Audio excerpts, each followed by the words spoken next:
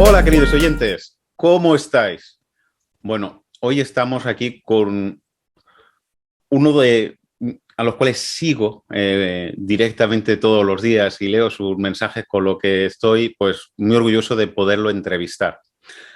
Además, es uno de los autores más activos en la parte de packaging, tiene varios libros y hoy tenemos la suerte de que vamos a hacer o comunicar ese prelanzamiento a los cuales os invito a que os conectéis a LinkedIn y a Amazon, lo busquéis, porque yo creo que es una grandísima oportunidad. Para aquellos que no me conozcáis, me llamo Víctor Borrás. Como sabéis, algunos de vosotros soy el responsable de marketing en España de Nauf Industries y además soy el que dirijo este programa Packaging Podcast, que como sabéis, hoy es el capítulo número 2 de la nueva serie. Y ya os presento a Guillermo Dufrán, que estoy seguro que algunos de vosotros los conocéis, y los que no, os invito a que lo conozcáis porque tiene una actividad en el sector del packaging y del diseño y en el branding muy importante. Hola, Guillermo, ¿cómo estás? Hola Víctor, ¿qué tal? Muy bien, muchas gracias. Encantado de estar otra vez en este podcast. El 1 de mayo del 2020, en plena pandemia, hablamos por primera vez, ¿no? Que estaba comentando sobre el libro que había recientemente editado en esa época, ¿no? Y ahí, gracias a tu primera entrevista, tuve el valor de grabarla y empezar mi canal de YouTube, que fue el gestor, digamos, el que marcó el camino para este nuevo libro que estabas comentando, que se llama Packaging para salvar el planeta, ¿no? Y reúne, bueno, toda esta experiencia que he tenido en 1 año y medio entrevistando a personalidades como vos, que fuiste el primero y fuiste el que me diste el valor de hacerlo, así que siempre te valoro y te agradezco por eso. Y bueno, así que muy contento de estar ya expectante que el libro esté ante los ojos de muchas personas. No digo ante las manos, porque puede ser que sea digital, que ahorra papel, transporte, impresión, pero bueno, hay gente que le va a seguir gustando tenerlo impreso y bueno, la idea es que sea lo más útil posible para todos. No hay que olvidar, Guillermo, que al final, si bien es cierto, te ahorras toda la parte de transporte, también hay una huella de carbono, ¿no? Que es todo el tema digital, ¿no? Que necesitas energía para poderlo difundir, de la publicidad, etcétera. Y yo, que soy un amante de los libros, pues el hecho de ese olor del papel, que da gusto. Y yo también creo que al final el hecho de que la gente lo compre en papel, a pesar de que es cierto, tiene una huella de carbono importante, es que yo creo que con la lectura en el papel las palabras se fijan, se quedan en nuestro cerebro, perdón, y en nuestra retina. Pero, oye, no hemos dicho cómo se llama el libro y yo creo que ya que es un prelanzamiento, el libro, para aquellos que nos estáis escuchando, se llama Packaging para salvar el planeta. Tiene ya varios libros. De hecho, en el año 2020 yo lo entrevisté justamente por el último que había lanzado, que al igual que este tuve la suerte de poderle leer, porque además le invité, como ha comentado Guillermo.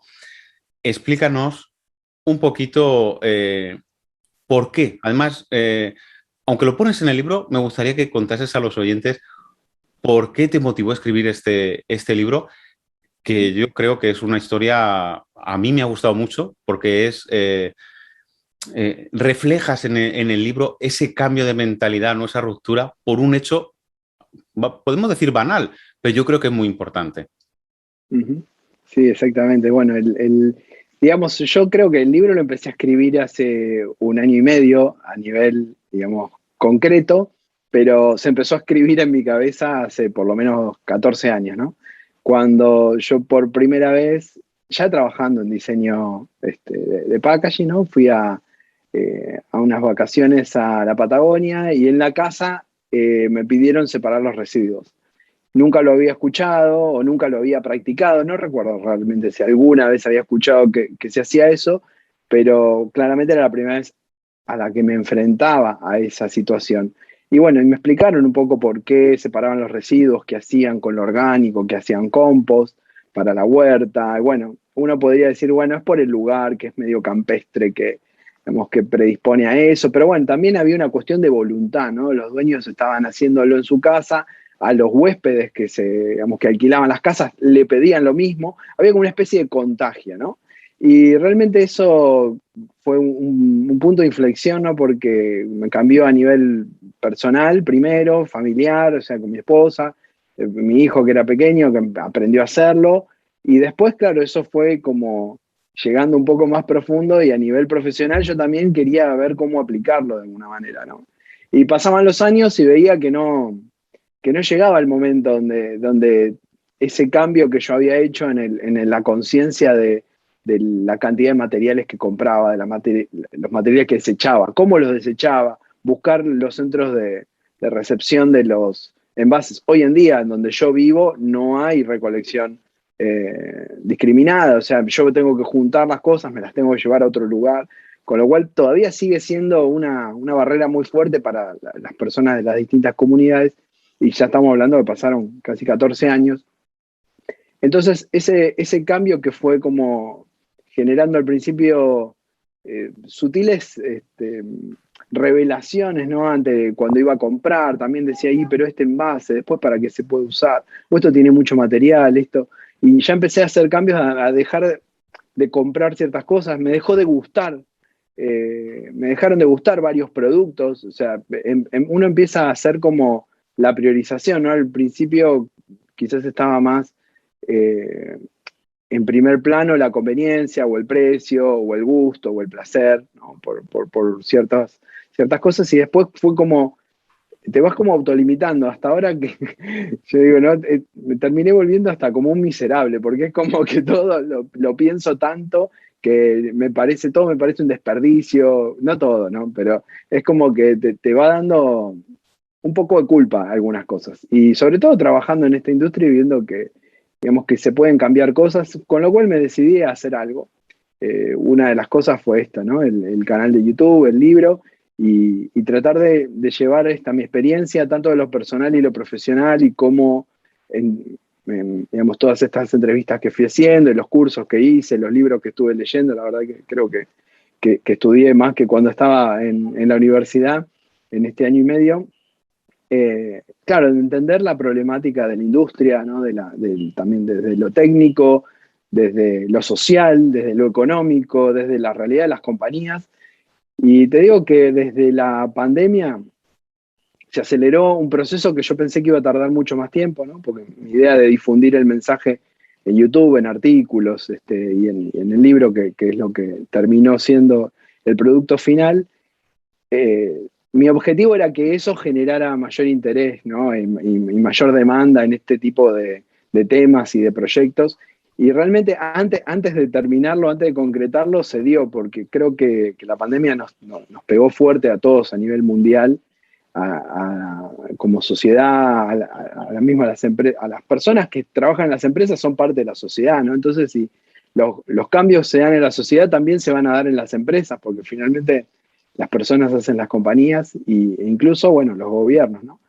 Así que creo que es muy interesante que se haya dado toda esa conjunción digamos, de situaciones que hizo que, si bien yo empecé a pensar en esto hace 14 años, ¿no? En el último año y medio se pudo cristalizar y acelerar, y creo que estamos ante un momento de quiebre, de inflexión.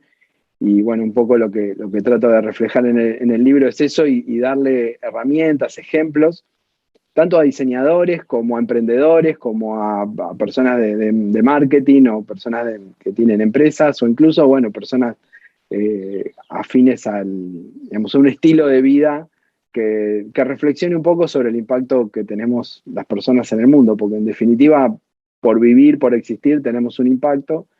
La idea es que podamos reducirlo, ¿no?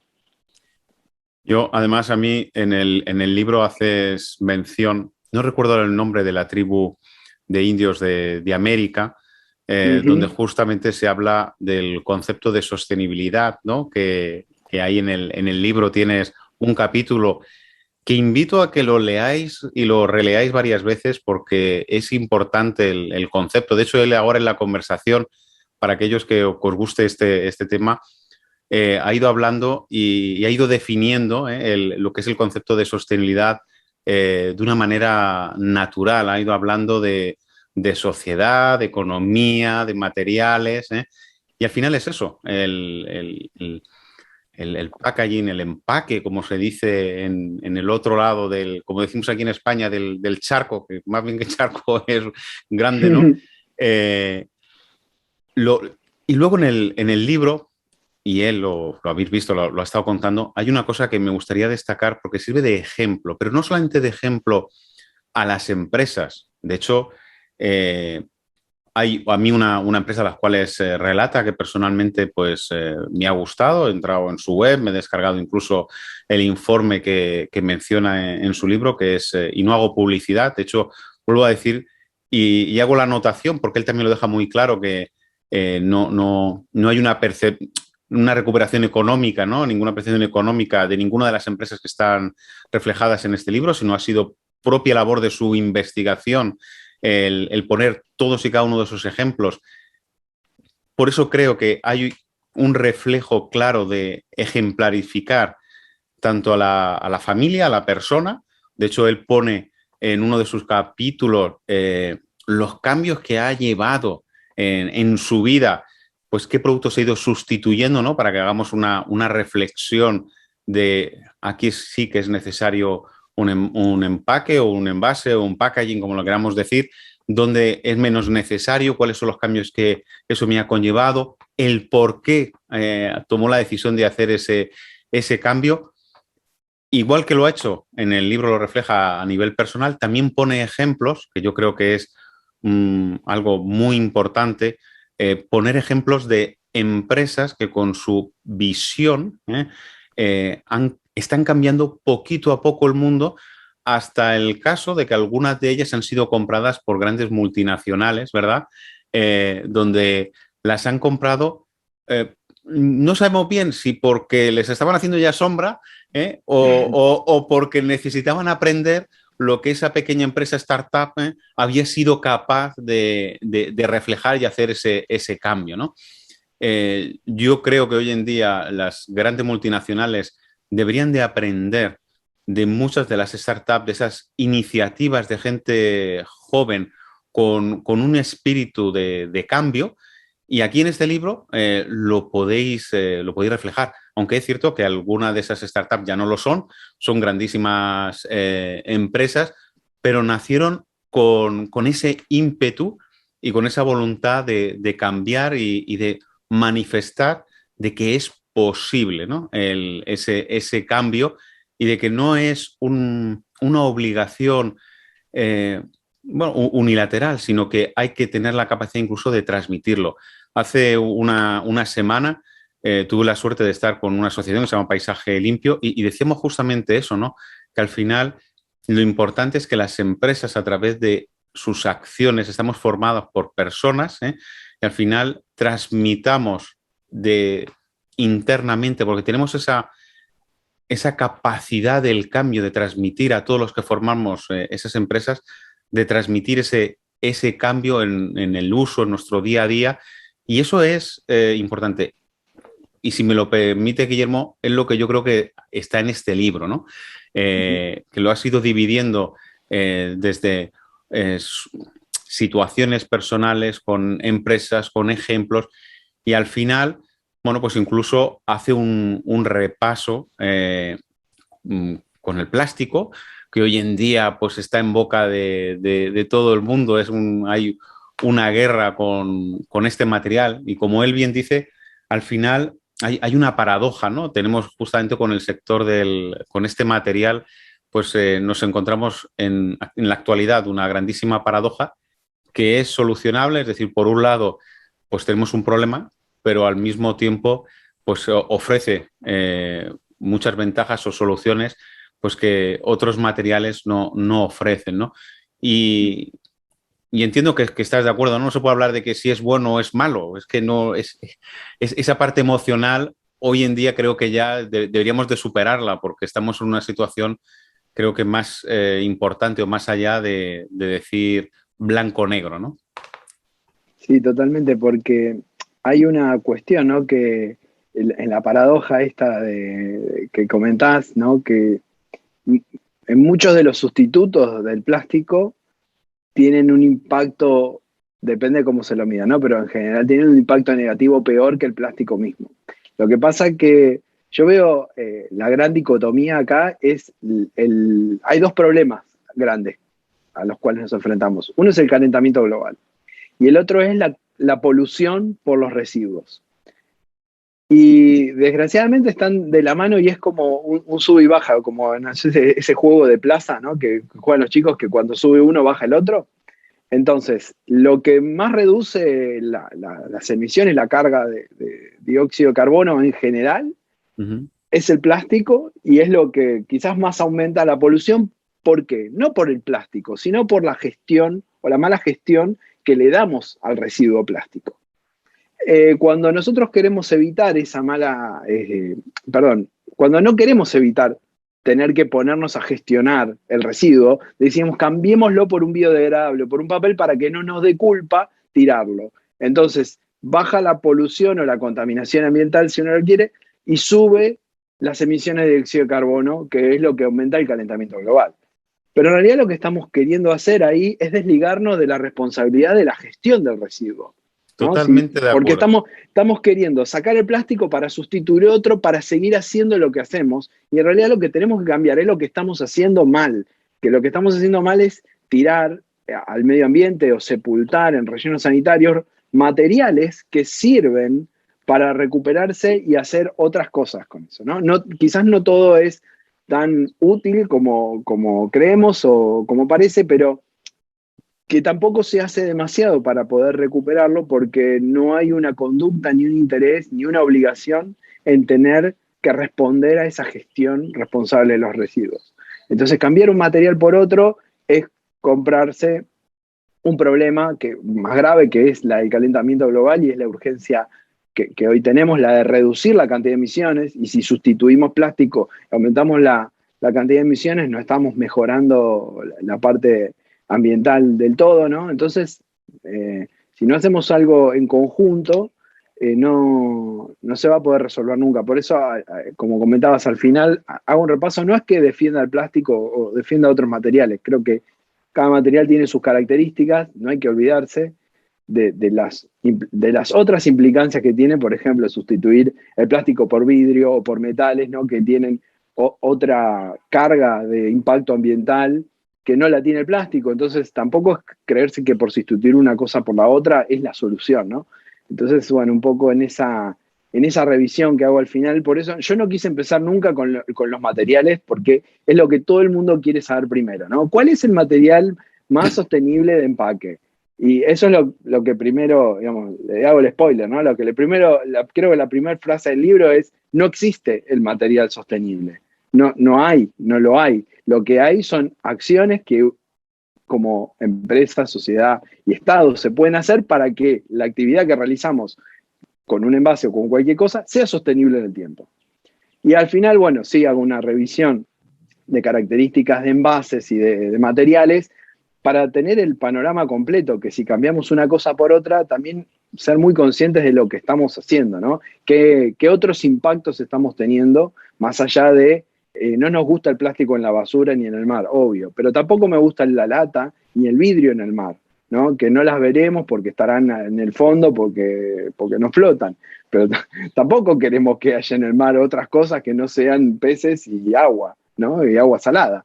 Entonces, ese es un poco el recorrido digamos, que propone el libro, es de pensar desde un cambio de mentalidad, dejar de pedirle que el envase o el material haga lo que todavía no estamos haciendo, que es esa parte de la disposición final o la reutilización, ¿no? Que es mucho más eficiente que el reciclaje. Después, bueno, todas esas estrategias que son bastante conocidas, ¿no? La de reducir, reutilizar, reciclar.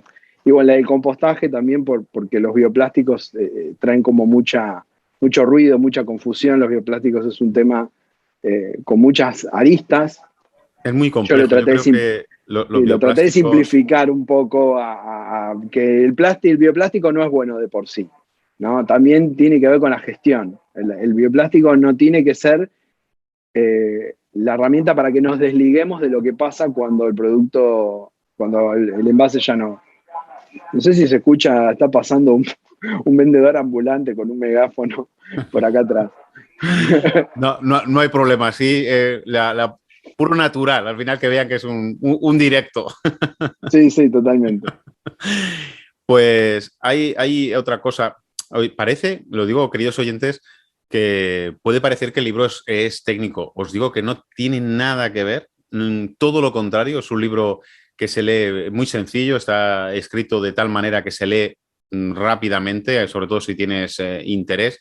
Tiene una parte divulgativa para mí importante, y así te lo digo, Guillermo, y yo creo que el libro está escrito para que lo lea en general todo el mundo.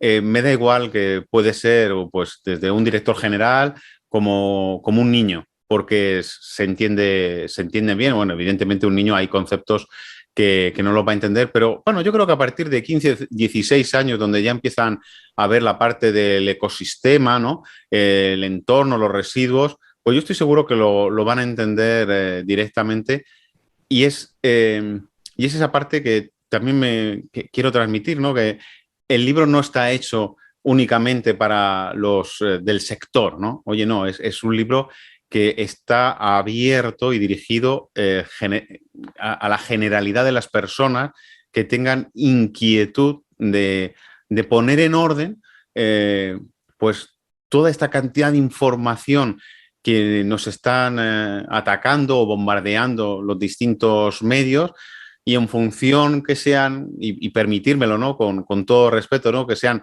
o de un material o de un sector, cada uno intenta tirar de su carro, ¿no? A ver quién lleva la razón, cuando en realidad, y lo puedo decir porque la semana pasada tuve también la suerte, no, la semana pasada no, hace 2 semanas tuve la suerte de estar pues en un proyecto europeo, y cuando estás trabajando cara a cara con gente de la distribución, con personas, al final te das cuenta de que todos teníamos exactamente el mismo pensamiento, ¿no? Estábamos todos teníamos claro el problema en el cual nos estamos enfrentando hoy en día, y teníamos claro de que el hecho de cambiar, como tú has dicho, un material por otro, simplemente por el hecho de cambiarlo, porque emocionalmente hemos quedado mejor, ¿no? Pues ante el consumidor, vamos a decirlo así.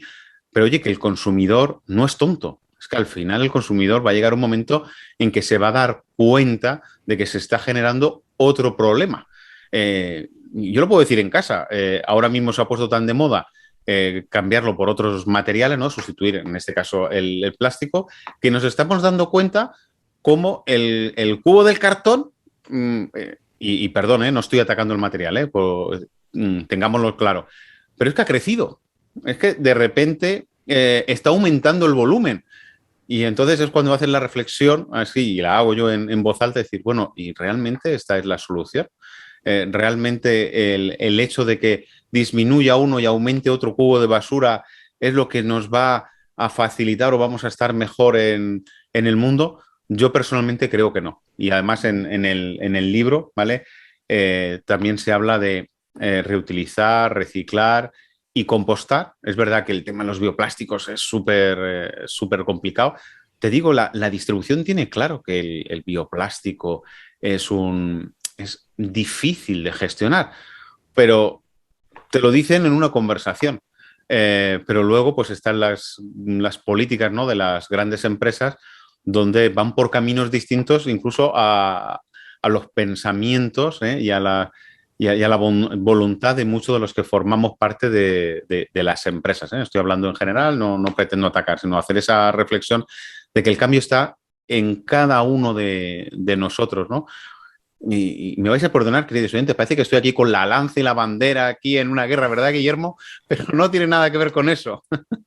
No, te lo agradezco. Algo que quería comentar de los bioplásticos, para mí una de las claves que más me aclaró el panorama fue, primero, que de bioplásticos hay como 4 grupos, ¿no? que tienen características muy distintas, donde no necesariamente porque sea bioplástico es mejor que un plástico tradicional. Pueden ser si uno el plástico tradicional lo tilda de malo, el bioplástico puede ser igual de malo en esa característica que el tradicional.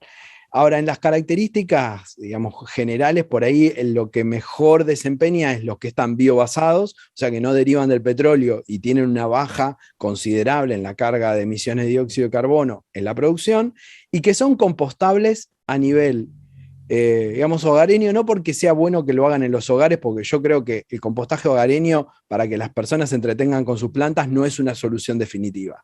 El compostaje es interesante si se usa a nivel industrial para crear fertilizantes y biogás, que digamos que el nutriente de los residuos de bioplásticos compostables más residuos orgánicos de alimentos sean en conjunto el insumo o la materia prima para generar fertilizantes a nivel industrial, no para las plantitas del balcón, y biogás, o sea, que genere energía para que movilice a todo un sector del campo y para que les dé energía a toda una ciudad, ¿no? Ese creo que es el punto clave. Entonces, el bioplástico, tirarlo en el cesto de basura, no va a generar eso. Entonces, el bioplástico compostable no va a permitir crear esa infraestructura de fertilizantes y biogás. Y por otro lado es el tema de que para la circularidad de los materiales, ¿no? Hay una clave que para mí es el gráfico de la mariposa de la Fundación Helen MacArthur, que te explica, ¿no? Que para la circularidad de los materiales tiene que haber dos circuitos separados, la de los materiales técnicos y la de los materiales biológicos. Lo de los materiales biológicos, que son los inorgánicos y los bioplásticos compostables, deberían estar juntos en su circuito para poder aprovecharse y generar nutrientes para la tierra o energía en biogás.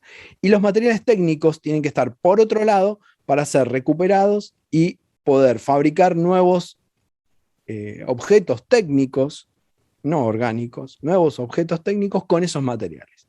Ahora, si yo tengo una botella de PLA, de un material compostable, que luce igual a la de un material PET, ¿cómo hago para diferenciar un material del otro si tengo una botella de plástico aparentemente igual a la otra y no tengo que mezclar los circuitos? Ni la de PET se tiene que ir al circuito biológico, ni la de PLA tiene que ir al circuito técnico, porque cada una se contamina a la otra, ¿no? Porque en los biológicos estábamos diciendo, vamos a hacer fertilizantes para sembrar alimentos, que después son los que vamos a consumir, no le tenemos que mezclar materiales técnicos que no son de ahí, son solo los biológicos.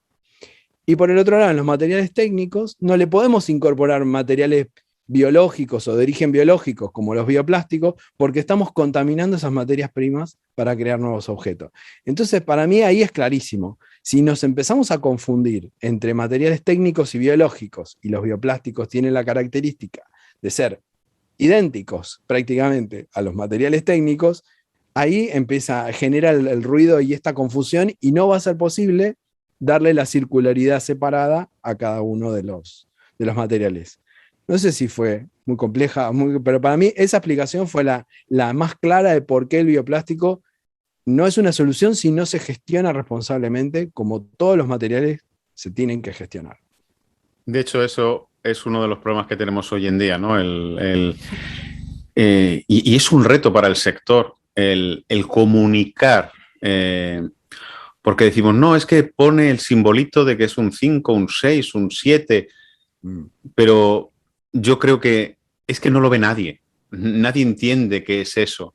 Entonces, ya como estás en el sector, igual que yo, pero bueno, tú a otro nivel, el hecho de algo tan sencillo como distinguir por colores, ¿vale? Donde la gente pueda entender y separar de una manera visual, rápida. Oye, esto es compostable. Ah, pues tiene que ir al orgánico. Perfecto. Evidentemente que detrás tiene que haber todas unas infraestructuras para que se pueda llevar a cabo. Ahí es donde yo creo que los gobiernos deberían de gestionar, de trabajar y de fomentar, porque nos estamos quejando de que no existen puestos de trabajo y tenemos, desgraciadamente, seguimos pensando que trabajar reciclando, vamos a decir, basura, pero no, es que ya no es basura, es que ya estamos hablando de que algunos materiales tienen un valor bastante elevado perdona, y se convierte en una materia prima en sí misma, porque en el mercado está buscada, porque hace falta para volverlo a reincorporar a esas piezas técnicas que tú comentabas. ¿Por qué? Yo creo que el gran reto que tenemos el sector es justamente eso que tú has dicho, comunicar y con la comunicación educar para enseñar cómo ir separando esos materiales. Yo me encuentro que en España, ¿no?, hay muchas empresas que ya empiezan a poner el simbolito, ¿no?, del cubo amarillo, pero de repente esa misma casa, el color amarillo desaparece. Y desaparece porque resulta que es que, hombre, es que no queda muy bien con el color del packaging. Es que, no, es que está justamente para eso. No lo ocultes. Déjalo. Oye, si es en amarillo, amarillo. Ya verás cuál es el recurso gráfico que utilizas o cómo lo voy a decir, apañas, ¿no? Porque hay veces que evidentemente el amarillo con el resto de colores pues no combinan muy bien. Pero bueno, al final no deja de ser una información que tenemos que pensar que tiene otra utilidad después muy importante, y es esta parte educativa que en tu libro pues también dices. Sí, totalmente. Yo creo que en ese punto hay cosas que van a ir en contra de la comodidad, ¿no? Pero que van en pos de la solución o de la funcionalidad. Entonces es lógico que tengamos que empezar a resignar ciertas cosas, no sé. En los 80, por ejemplo, la comida era mucho más hedonista, ¿no? La grasa, digamos, las frituras y todo eso estaban más valoradas que otros alimentos más saludables. Y en los 90, ya para el 2000, hubo una tendencia de alimentación completamente distinta. Y uno podría decir, pero a mí me siguen gustando el huevo frito con las patatas fritas y todas las comidas calóricas, pero uno después empieza a saber, bueno, sí, pero si eso no me hace bien, entonces ya te empieza a dejar de gustar o empezás a dejar de preferirlo y ya no lo sufrís, porque sabes que por un cambio que al final te beneficia. Y yo creo que en este punto estamos en lo mismo, en esa construcción de, bueno, entender, por ejemplo, ¿no?, lo de las botellas sin color. Hace unos años, no, por el patrimonio del color marcario, la diferenciación en punto de venta. Sí, pero si hacemos todas las botellas transparentes y eso hace que sean, digamos, más fáciles de reciclar o de recoger material transparente para volver a hacer lo mismo y no tener que andar diferenciando por color, decías, bueno, la verdad que es una mejora. Entonces, ¿qué preferís? ¿Seguir teniendo esa diferenciación cromática y esa oportunidad o estar haciendo una mejora para que el envase no termine desechado porque es difícil encontrar otra botella de ese mismo color y al final no se haga nada con ello?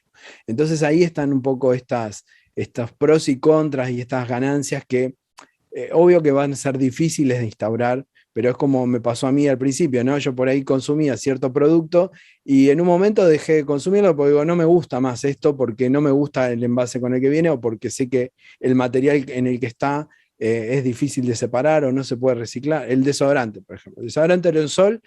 Yo me acuerdo que de pequeño mi mamá me compraba un desodorante en crema que venía en un envase de vidrio. Y en un momento en la adolescencia lo odié y me volví al aerosol como que era digamos, la presentación que más me convenía a mí, que más cómoda me quedaba. Y yo hace unos años que dejé de usarlo y ahora no lo puedo ni ver el aerosol. Y no me molesta usarlo en crema. ¿Por qué? Y porque sé que prefiero, no sé si, o sea, con mi cambio no quiero decir que esto está bien o está mal y hay que hacer esto. A mí me pasó eso. Yo ya no lo puedo cambiar, no lo puedo ver de otra forma. Entonces, digamos, para mí el beneficio que me trae o que trae al ambiente, a la sociedad, el desodorante en crema, porque es más pequeño, porque tiene un solo material, porque ocupa menos, porque es más eficiente en el transporte, para mí eso es más importante que mi comodidad en el aerosol, porque al final el beneficio del desodorante lo tengo igual, o sea, no tengo olor a chivo y digamos, tengo un perfume que me agrada y lo consumo de una manera que creo que es más adecuada.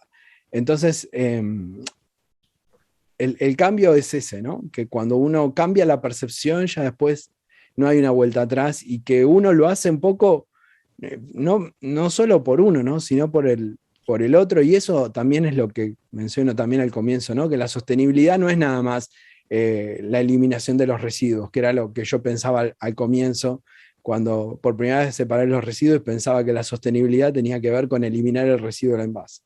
Es también el impacto social y económico que generamos en nuestra actividad, ¿no? Y cómo el envase o las empresas, ¿no?, que generan productos con envases tienen también la posibilidad de impactar positivamente en la comunidad, y no solo por el tema de los residuos, ¿no? Que un poco de los ejemplos que vos comentabas, ¿no?, de Oatly, de Seven Generation o de Tony's Chocolonely, que tienen muy bueno, una el de Seventh carga. Generation es muy bueno.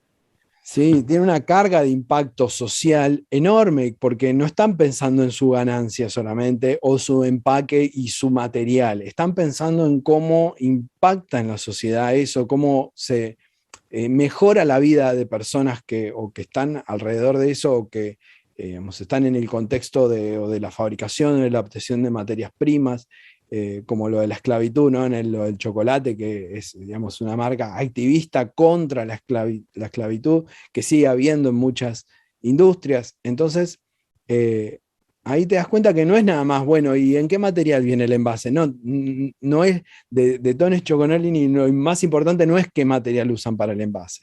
Lo más importante es por qué causa están luchando, y es una causa social que impacta en la vida de miles de personas, que muestran la realidad de los que no se ocupan de esto, ¿no? Entonces no es solamente el tratamiento del envase o del residuo, ¿no? Sino cómo, que es lo que, digamos, Seven Generation lo trae de esto de los aborígenes que pensaban en la séptima generación que los iba a preceder, qué mundo se iban a encontrar esa generación, ¿no? Y todas las decisiones que ellos tomaban eran en función de favorecer a esa séptima generación. Y en 1984, 87, creo que con el informe Brundtland, que digamos, lo pone en palabras, el desarrollo sostenible es el que tiene en cuenta el impacto económico, social y ambiental. O sea, las tres van de la mano. Y en algún punto a mí me gusta pensar esto, ¿no? Que las empresas que tienen esta impronta de ser no las mejores del mundo, sino las mejores para el mundo, es que la actividad económica que tienen y el lucro es el vehículo para poder aportar algo bueno a la sociedad. No es amor al arte, no es ONG. Es una empresa que hace sus negocios, que tienen que ser económicamente viables, porque si no, no va a perdurar en el tiempo, y que esa actividad comercial con la que ellos lucran es la que permite aportar algo bueno para la sociedad.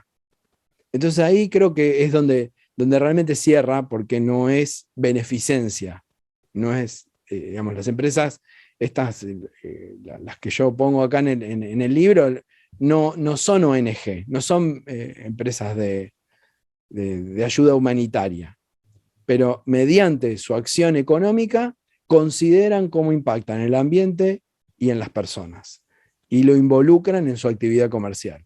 Y eso hace que, digamos, que a diferencia de por ahí otra como Brudo, ¿no? Otra cervecera que no tiene en cuenta eso, esta sí lo tiene en cuenta. Entonces, si todas tuviesen en cuenta eso, también habría una mejora en el mundo, en el ambiente, en la sociedad, mucho más grande, y no con el esfuerzo de una sola empresa. Por eso también lo de las regulaciones, las leyes son importantes, porque si no, con la voluntariedad cada uno hace lo que quiere, lo que puede, pero nunca va a ser el cambio masivo que necesitamos, que implica en gran parte un cambio de comportamiento, ¿no? Tanto en lo cotidiano como en lo profesional. Yo siempre digo, ¿no?, que ahora no tenemos que hacer webinars y workshops para decir está mal matar y robar. Ya lo sabemos, ¿no? Entonces, pero sí tenemos que hacer workshops y webinars para decir no tiren la basura en cualquier lado, hay que separar, ¿no? Pero un día eso va a ser parte de la educación, de la ética, de la conducta nuestra, y no lo vamos a tener que aclarar. Y cuando no lo tengamos que aclarar, las personas en las empresas lo van a hacer porque lo saben, no porque lo estudiaron, sino porque lo tienen incorporado, porque es su manera de ser, ¿no? Así como sabemos que no está bien hacer otras cosas en las que ya acordamos hace mucho tiempo, ¿no? Yo creo que ahora estamos acordando qué cosas son las que tenemos que hacer, qué es lo que está bien, qué es lo que no está bien, y eso va a generar un cambio de conducta. Pues Guillermo, yo espero que así sea. Además, en días pasados han habido unas cuantas manifestaciones por el clima, ¿no? Que han salido en los distintos medios. Y creo que nos ha faltado estar nosotros ahí, nosotros en esas manifestaciones y transmitir lo que hemos ido contando hoy en este capítulo de Packaging Podcast. Me gustaría que dijeses ¿qué le gustarías transmitir a alguien que ahora mismo fuese a leer el libro, ¿vale? Como conclusión, ¿no? ¿Qué crees que lo que le va a aportar? Es verdad que no lo has ido contando a lo largo de esta media hora larga que estamos aquí los dos conversando y muy amigablemente, pero el hecho de, oye, cuando leas este libro, piensa en esto, ¿no? Eso es lo que, no sé, me gustaría para que sirviese de reflexión para todos aquellos que van a comprar o adquirir el libro. Bien, excelente. Bueno, la verdad que me gustaría que lo lean la mayor cantidad de personas posibles, no porque quiera vender muchos libros, sino porque realmente creo que es necesario un cambio colectivo, y puede que uno cuando habla de eso le resulte como un poco lejano, decir, bueno, pero no por ejemplo, ¿no? Lo de la ayuda humanitaria, ahí hay gente en África que muere de hambre o que no tiene agua potable, y suena tan lejano que uno ni siquiera cree que, o sea, sabe que existe, pero no te afecta en tu vida diaria, ¿no? Yo creo que en este libro lo que quiero contar un poco es que todo lo que hacemos en nuestra vida diaria tiene un impacto, ¿no? Y que nosotros muchas veces vivimos con el piloto automático, sin reflexionar demasiado en lo que hacemos o digamos, en cómo vivimos la vida, que está bien, uno tiene que disfrutarla, no tiene que terminar padeciéndola como en chiste yo te contaba, que un poco en chiste, un poco en verdad a veces me pasa, ¿no? Porque decís, bueno, dejo de disfrutar porque me privo de cosas porque considero que esto está mal, o por ejemplo, un día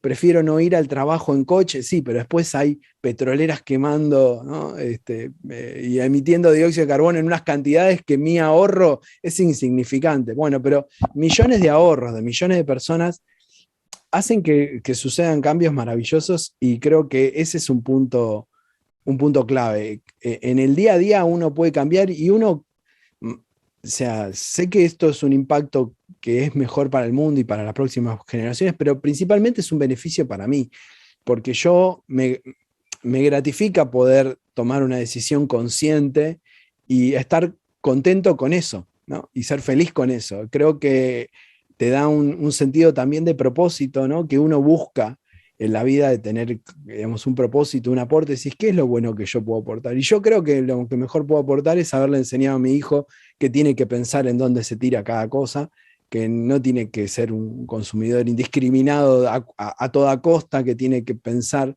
digamos, racionalmente, no dejarse llevar por los impulsos. Entonces, para quien lea el libro, quisiera como que por lo menos esté un poco más atento, más alerta a esas cuestiones a nivel personal y a nivel de la interpretación de cómo es la industria y cómo son las empresas.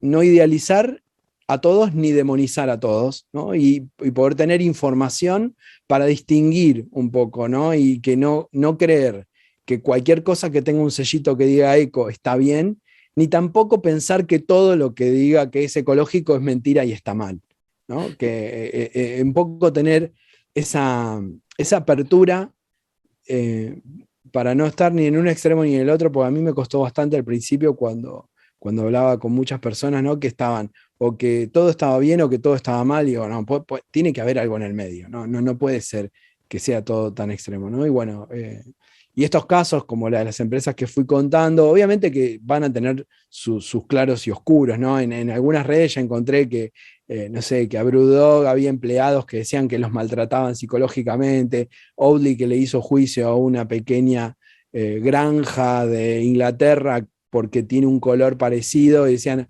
bueno, se le fue toda la sostenibilidad de su mensaje porque ataca a pequeños productores. Bueno, todas van a tener sus pros y sus contras, bueno, Seven Generation incluso también, que algunos los nombro, pero lo bueno es poder tener información para entender qué es lo bueno y qué no es lo tan bueno, y que uno pueda tener digamos, la libertad de elegir conscientemente, porque al final las empresas hacen lo que hacemos los consumidores, que somos todos, ¿no? Lo que queremos los consumidores es lo que nos dan las compañías. A veces no sabemos que hay otra cosa mejor, y bueno, un poco la idea de ofrecer esta información es saber qué otras cosas hay para tomar decisiones, y el mercado se va a ir adaptando a nivel de los comportamientos humanos, ¿no? Como contaba en el libro, cuando era chico mi abuela me mandaba con una bolsa a hacer los mandados porque el almacenero y el verdulero no daban bolsa. Con el tiempo me fui acostumbrando a no llevarla más porque ya te la daban y no era necesario. Y ahora de grande me pasó al revés, no pido que no me den bolsa porque la llevo yo. Entonces yo creo que esos cambios son posibles, ¿no? Estamos hablando en una vida humana, mía no son millones de años que estuvimos esperando, en una vida humana que es la mía, en 43 años, cambié 3 veces de ese comportamiento y lo podría seguir cambiando, evidentemente, ¿no? Y así como ese que es un ejemplo tan básico, tan simple, creo que es lo que se puede llevar a todos los estratos de todas las instancias de la vida. Pues no sé mis oyentes, pero a mí me ha encantado.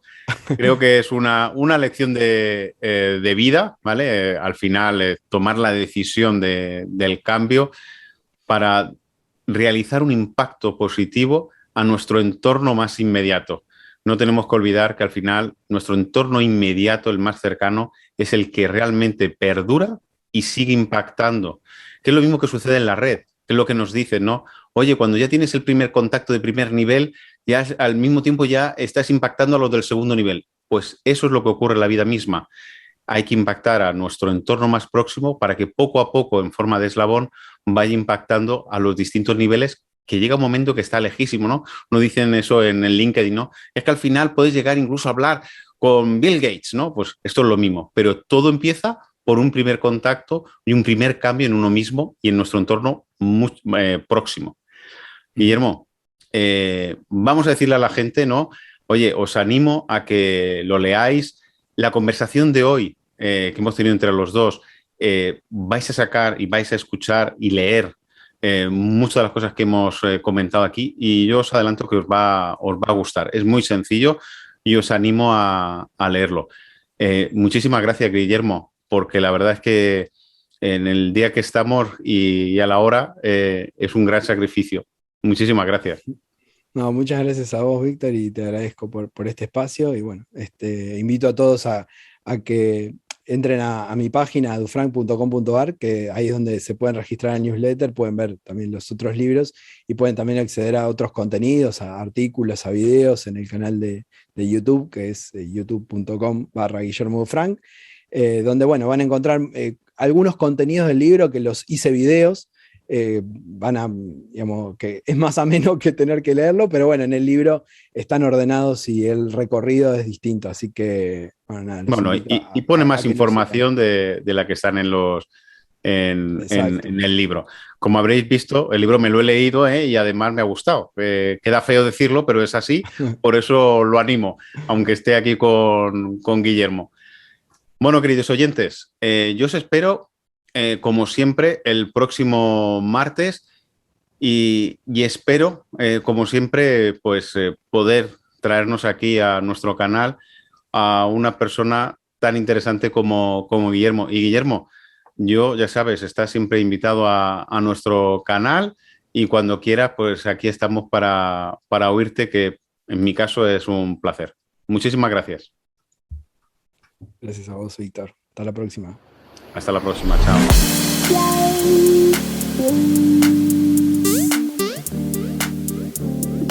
chao.